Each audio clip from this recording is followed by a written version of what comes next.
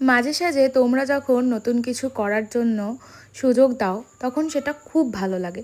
Regular একই রকম কাজ করতে করতে না ভীষণ একঘেয়ে হয়ে যায়, তখন সেই কাজটার প্রতি অতটাও আর ইন্টারেস্ট লাগে না।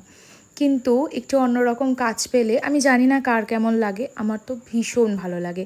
আর আজকের কাজটাও না ঠিক তেমনই ছিল।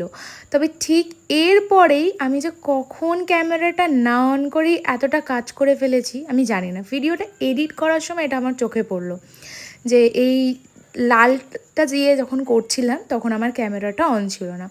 তো যাই হোক, এই কেকগুলোর ক্ষেত্রে একটা কথা অবশ্যই বলে দিই, এত ডিপ কালারের ক্ষেত্রে কিন্তু হাতে বা জিভে লেগে গেলে কোনো রকম কমপ্লেন করা যাবে না, তার কারণ এগুলো লাগবেই।